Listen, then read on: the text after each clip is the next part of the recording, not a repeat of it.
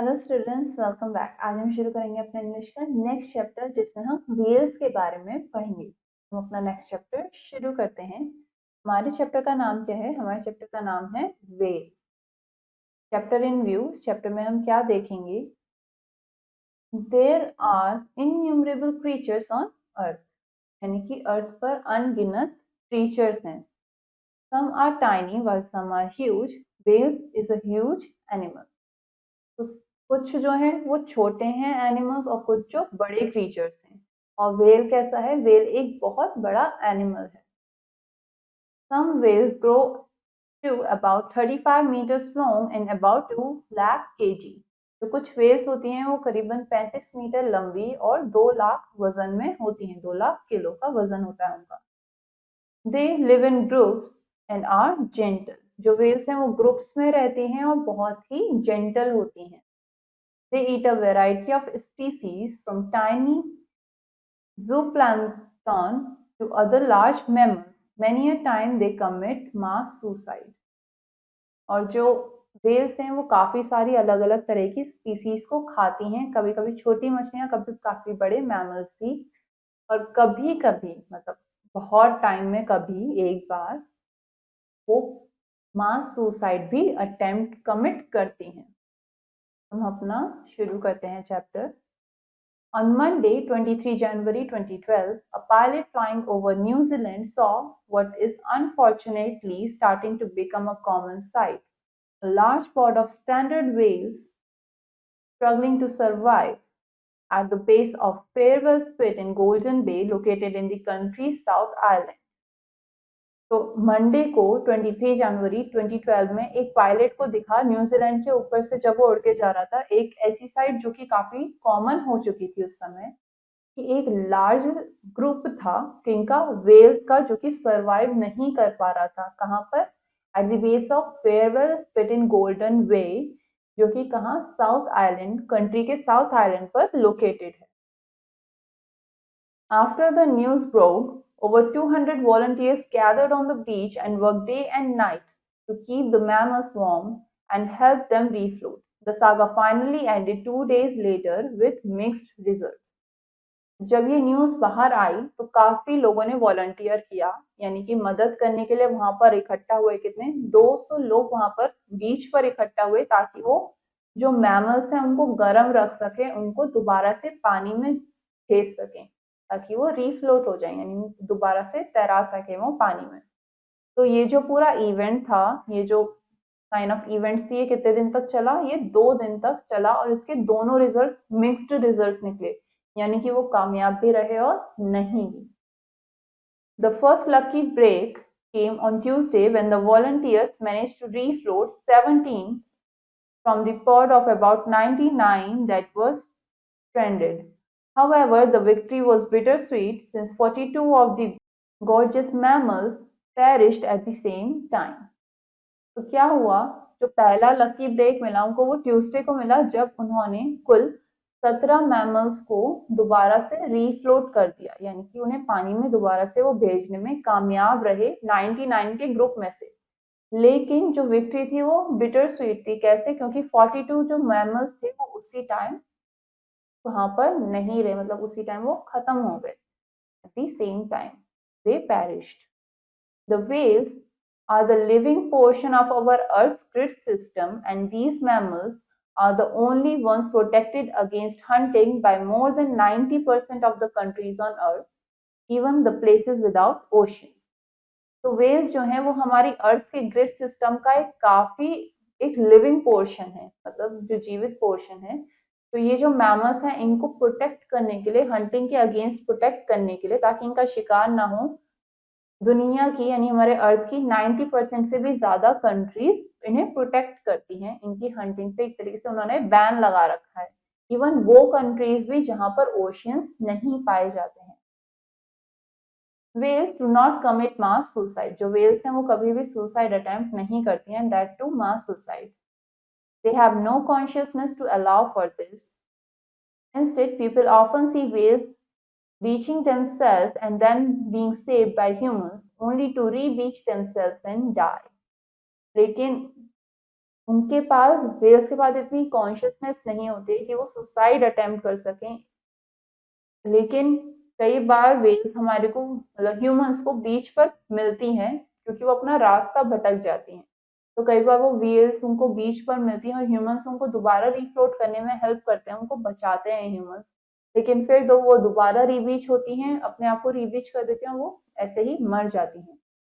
This takes place mostly on the coastlines of our continents and often in those areas of topography that stick out, such as the peninsula or isthmus. तो ये जो events हैं, ये mostly events कहाँ पर होते हैं? Coast lines पे, हमारे कॉन्टिनेंट्स के, यानी कि वो जगह जहाँ पर समुद्र हमारी कोस्ट लाइन्स मतलब हमारे देश से या हमारे कॉन्टिनेंट से जुड़ता है।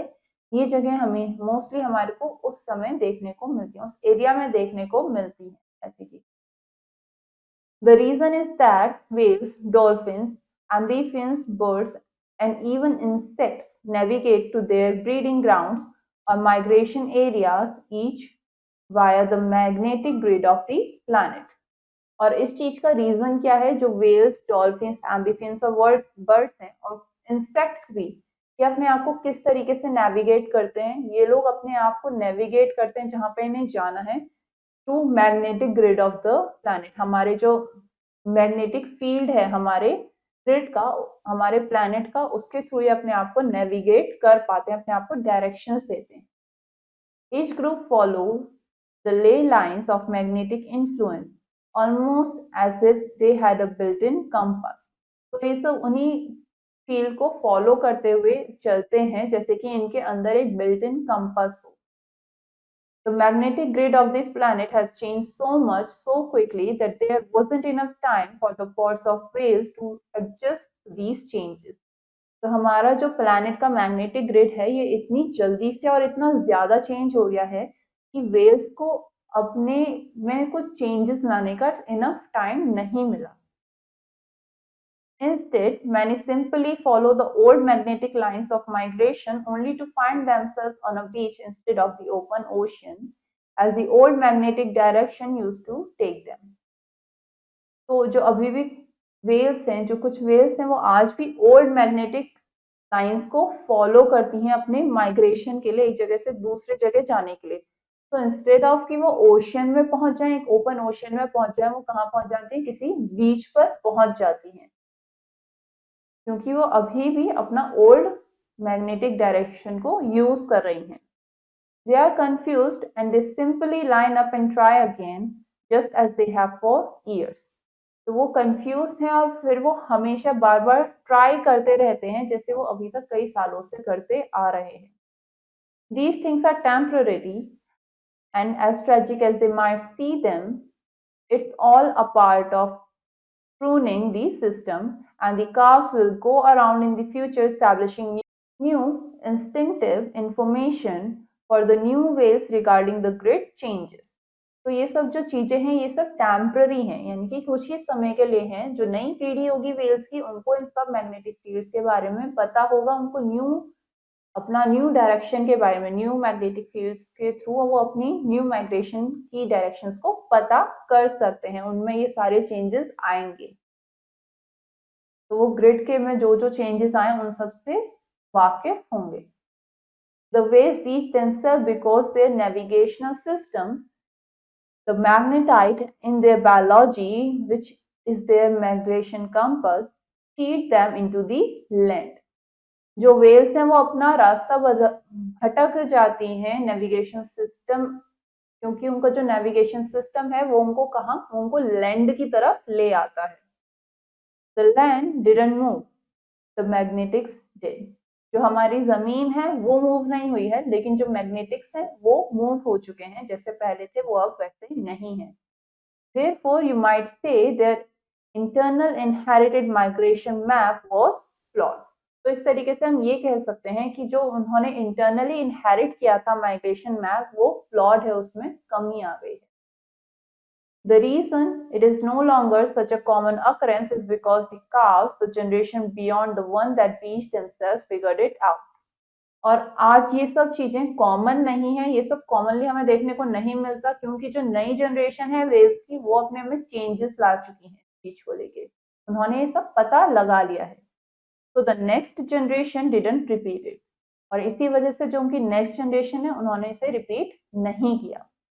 Instead, it realigned itself to the migratory ley lines, and now whales don't beach themselves as frequently as earlier. तो अब क्या करा, अब जो न्यू जनरेशन है उन्होंने अपने आप को इन माइग्रेटरी ले लाइन से रीअलाइन कर लिया है, यानी उन्होंने जो अंदर उनके मैप था वो उन्होंने दोबारा से क्या करें, उसमें चेंजेस आए हैं। तो इसलिए हमारे को अब वो बीच वाली कंडीशंस देखने को नहीं मिलती हैं जो कि हमें पहले देखने को मिलती थी, उतनी हमें आज के टाइम पर देखने को नहीं मिलती। Humans and whales have plenty of things in common. They are the largest group of mammals in the world when it comes to distribution locations. They come in a variety of sizes and have different behaviors. They also create different languages within their own cultures. तो humans और जो whales हैं उनमें काफी सारी चीजें common है, क्योंकि ये दोनों ही काफी बड़ा ग्रुप है मैमल्स का on earth, on the basis of distribution location. साथ ही साथ ये दोनों ही काफी डिफरेंट साइजेस में और साथ ही डिफरेंट बिहेवियर्स में पाए जाते हैं, यानी कि एक इंसान का बिहेवियर दूसरे इंसान से अलग है। सेम वे जो वेल्स का बिहेवियर है वो भी एक दूसरे से डिफरेंट होता है। और साथ ही ये दोनों वेल्स और ह्यूमंस दोनों ही अपनी अलग अलग लैंग्वेजेस बनाते हैं कम्युनिकेट करने के लिए अपने कल्चर्स के according. Whales are quite social in nature, nurture their young ones and have the capacity to sing. जो वेल्स हैं वो क्वाइट सोशल होती हैं इन नेचर, और साथ ही अपने यंग वंस का देखभाल भी करती हैं, और उनके साथ कैपेसिटी भी है उनके पास कि वो सिंग भी कर सकती हैं, यानी गाना भी गा सकती हैं। They make clicks and other sounds with their mouths that are used to share information with other in their groups. वो अपने मुंह से कुछ आवाजें निकालती हैं जिससे वो अपने ग्रुप में बाकी लोगों से इंफॉर्मेशन को शेयर कर पाती हैं। Humans use different types of communication but for the same purpose. Both species are quite affectionate in many ways too. तो ह्यूमंस जो हैं वो भी कई तरीके के अलग अलग कम्युनिकेशन को यूज करते हैं, different types of communication use करते हैं, और लेकिन उनका पर्पस भी सेम है, क्या, ताकि हम दूसरे के साथ कनेक्ट कर पाए, दूसरों के साथ इंफॉर्मेशन शेयर कर पाए। तो दोनों ही स्पीसीज जो है वो काफी टर्म्स में एक दूसरे से सिमिलर है, मिलती जुलती हैं। ठीक है, तो ये काफी एक मतलब रोमांचक सी चीज है। In spite of their similarities, humans are the only natural enemies that whales have. These gigantic creatures would survive quite happily in the oceans if humans weren't destroying their natural environment with pollution and toxins. इनमें humans और Wales में जितनी भी similarities हैं, इसके बाद भी जो ह्यूमंस हैं वो वेल्स के इकलौते नेचुरल एनिमीज हैं, यानी इकलौते दुश्मन हैं, प्राकृतिक दुश्मन हैं। चाहे ये वेल्स कितनी भी बड़ी हो, कितने भी जाइगेंटिक एनिमल्स हों, ये हमें ये खुशी से सरवाइव करती अगर हम ह्यूमंस क्या नहीं करते, ओशियंस को डिस्ट्रॉय नहीं करते, जो समुद्र है उनको खराब नहीं करते, उनके नेचुरल एनवायरनमेंट में पॉल्यूशन या फिर टॉक्सिन्स को नहीं फैलाते। So in the fact that killing whales for meat, profit and for sport has vastly reduced their numbers. और साथ ही साथ ह्यूमंस अब क्या कर रहे हैं, ह्यूमंस वेल्स को मार रहे हैं, क्यों, उनके मीट के लिए, ताकि वो प्रॉफिट बना सकें, और साथ ही कुछ स्पोर्ट्स के लिए, जिसकी वजह से जो वेल्स हैं उनके नंबर्स में काफी गिरावट आई है। This has created a huge threat that the whales are up against.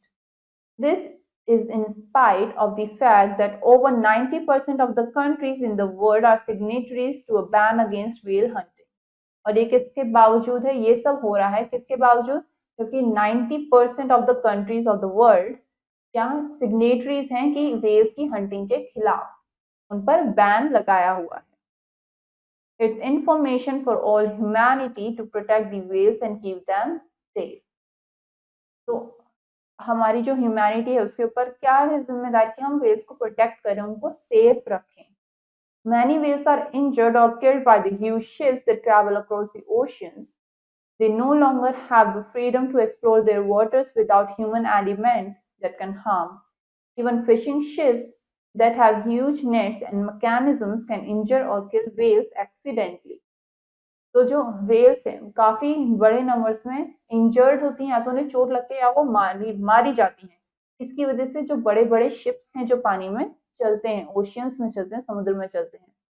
तो जो व्हेल्स हैं या कोई भी अगर सी एनिमल है वो बिना ह्यूमन एलिमेंट के यानी बिना इंसानों के प्रेजेंट हुए वो अपने वाटर्स को एक्सप्लोर नहीं कर सकते, देख नहीं सकते, घूम नहीं सकते, फ्रीडम नहीं है उनके पास।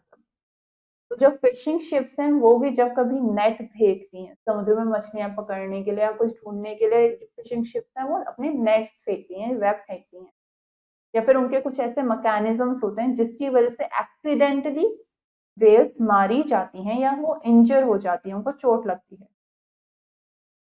Due to the continued destruction of the environment by humans, whales have had to suffer. और इसी चलते हुए कंटिन्यू डिस्ट्रक्शन की वजह से जो कि हम ह्यूमंस इन्वायरमेंट में कर रहे हैं, इन्वायरमेंट को डिस्ट्रॉय करते जा रहे हैं धीरे धीरे, वेल्स को सफर करना पड़ता है। Their food sources have become very scarce in some areas. और साथ ही इसी की वजह से क्या हुआ, जो वेल्स के जो फूड सोर्सेज हैं जिससे वो खाना खा पाती हैं वो भी उनमें कमी आती जा रही है। This is due to the fact that other aquatic life on which whales are dependent for food is perishing due to environmental pollution. Due to global warming, their migration patterns and even reproduction habits have been altered. और ये सब क्यों हो रहा है, क्योंकि जो environment में हम पॉल्यूशन फैला रहे हैं उसकी वजह से एक्वाटिक एनिमल्स, जो अदर एक्वाटिक एनिमल्स हैं अदर देन वेल्स, उनको भी नुकसान हो रहा है, वो भी पैरिश होते जा रहे हैं, वो भी खत्म होते जा रहे हैं। और साथ ही साथ ग्लोबल वार्मिंग के बढ़ने की वजह से जो माइग्रेशन के पैटर्न्स हैं और साथ ही जो रिप्रोडक्शन हैबिट्स हैं उनमें भी चेंजेस आ रहे हैं, वो भी अल्टर होती जा रही हैं। They may no longer be able to store up enough fat for them to get through the migration since they hardly eat while migrating. तो वेल्स के पास उतना खाना भी अवेलेबल नहीं होगा कि वो इनफ फैट जमा कर पाए अपनी बॉडी में ताकि वो माइग्रेशन के टाइम पर जिंदा रह सके, क्योंकि माइग्रेशन के टाइम पर वेल्स ज्यादा खाना नहीं खाती है, they hardly eat. There are plenty of humans out there that are concerned about the welfare of the whales. They are making every effort to offer a safe environment for these creatures. They continue to advocate for them to be left alone.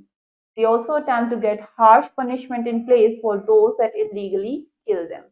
लेकिन इसके बावजूद भी हमारे साथ कई ऐसे humans हैं जो कि वेल्स के वेलफेयर के लिए कंसर्न हैं, उनके प्रति कंसर्न है, उनको केयर है वेल्स की, और साथ ही वो एनवायरनमेंट में एफर्ट्स लगा रहे हैं अपने ताकि वो उन सब चीजों को यानी वेल्स को और अदर एक्वाटिक एनिमल्स को, ऐसे ही क्रीचर्स को वो सेफ रख सकें। और साथ ही उनके लिए एडवोकेट भी करते हैं, अपनी बात उनके लिए सामने रखते हैं उनकी सेफ्टी के लिए कि उनको अकेला छोड़ दिया जाए। और साथ ही वो क्या करते हैं, वो पनिशमेंट भी डिमांड करते हैं, उनको इलीगली किल करने के लिए उसके अगेंस्ट पनिशमेंट दी जाए इसकी। Humans do need to carefully consider what they are destroying when they kill whales. तो ह्यूमंस को अब केयरफुली ये कंसिडर करना चाहिए, इस बारे में सोचना चाहिए कि वो वेल्स को ही डिस्ट्रॉय नहीं कर रहे, खाली मतलब वेल्स को मारने से वो सिर्फ उन्हीं को डिस्ट्रॉय नहीं कर रहे, वो ओवरऑल हार्म पहुंचा रहे हैं हमारे एनवायरनमेंट को। It isn't just them, but the entire balance of the ecosystem that live in the water that end up suffering because of it. As a result, we are going to end up creating problems for ourselves. क्योंकि अगर हम Wales को इस तरीके से मारते रहे या उनको डिस्ट्रॉय करते रहे तो क्या होगा, जो इकोसिस्टम है, जो एक इन्वायरमेंट में बैलेंस चलता है वो बिगड़ जाएगा, जिसकी वजह से जो एक्वाटिक लाइफ है वो बिगड़ जाएगी। जो वाटर है वो, जो लाइफ है इन दी वाटर यानी जो वाटर में लोग रह रहे हैं, जो क्रीचर्स रह रहे हैं, वो सफर करेंगे जिसकी वजह से, और इन दी एंड रिजल्ट क्या निकलेगा कि हम अपने लिए ही प्रॉब्लम खुद क्रिएट कर लेंगे। There should be plenty of room for both humans and whales to live a happy coexistence. Since the whales aren't a threat to humans, but humans are a threat to whales, we know who need to take actions to get things back in balance. It is not too late for humans to learn to live responsibly along the continued survival of all creatures and the continued health of this planet.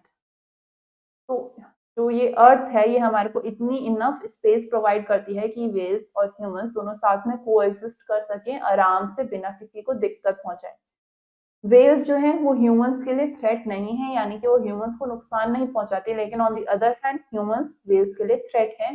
जो humans हैं वो Wales को नुकसान पहुंचाते हैं। तो हमें पता है कि किसको सावधानी बरतने की, किसको जिम्मेदारी उठाने की जरूरत है, और इसीलिए ह्यूमंस को बैलेंस बना रहे इकोसिस्टम का, इसीलिए वेल्स को या हर्ट करना या किसी भी क्रीचर को हर्ट करना बंद करना चाहिए।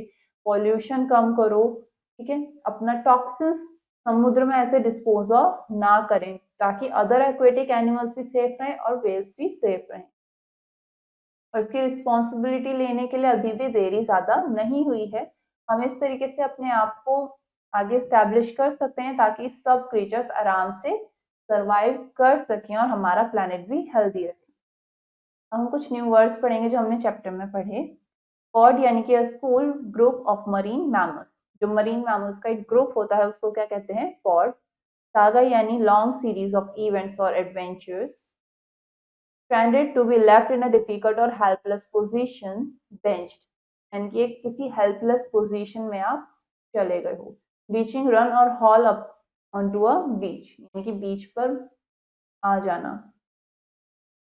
Isthmus, a narrow piece of kind with water on each side that join two larger pieces of land, एक ऐसा पीस जो कि दो बड़ी लैंड्स को आपस में जोड़ता है।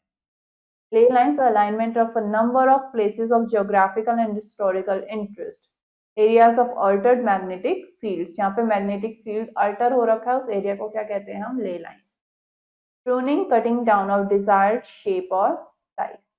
यानी कि desired shape या size में उसको cut करना। Calves होते हैं whales के बच्चे, young ones of whales. Altered यानी कि changed. हम कुछ क्वेश्चन आंसर्स करेंगे जो हमारे को चैप्टर में गिवन है।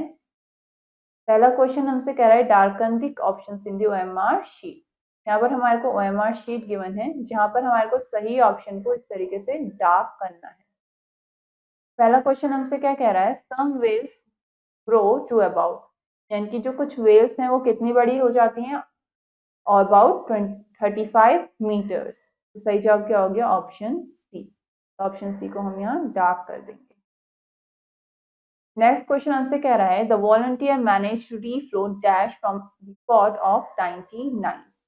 जो वॉलंटियर्स थे वो कितनों को रीफ्लोट करा सकते, कितनी वेल्स को रीफ्लोट करा पाए 99 के ग्रुप में से? 17 को। तो सही ऑप्शन क्या हो गया? Option B. Next, dash and whales have plenty of things in plenty of common things. तो वेल्स और किस में काफी सारी कॉमन थिंग्स हैं? ह्यूमंस एंड वेल्स में। कौन सा सही ऑप्शन हुआ? Option B. Next, whales navigate to their breeding ground or dash areas each year. whales कहाँ नेविगेट करती हैं अपने आप को? ब्रीडिंग ग्राउंड्स और माइग्रेशन एरियाज में हर साल। सही ऑप्शन क्या हुआ? Option C. Next, many whales are injured और किल्ड बाय, जो काफी सारी whales हैं वो मारी जाती हैं या फिर इंजर्ड हो जाती हैं, किनसे? शिप्स की वजह से। तो सही ऑप्शन क्या हुआ? Option C. अब नेक्स्ट क्वेश्चन हमसे कह रहा है फिल इन दी ब्लैंक्स, यानी कि खाली जगहों को हमें सही भरना है। Over dash volunteers gathered on the beach and work day and night. कितने वॉलंटियर्स बीच पर गैदर हुए थे जो सुबह से रात तक काम कर रहे थे? Over 200। The whales are the living portion of our earth. जो वेल्स हैं वो लिविंग पोर्शन है अपनी हमारी अर्थ के किसका? ग्रिड सिस्टम का। तो सही है क्या हो गया? Grid.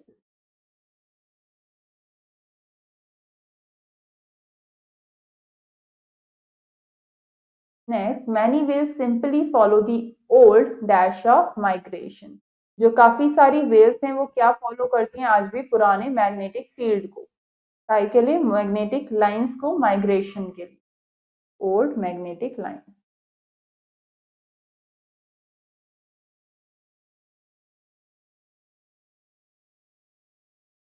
Dash are the only natural enemies that whales have. कौन है वेल्स का नेचुरल एनिमी? ह्यूमन।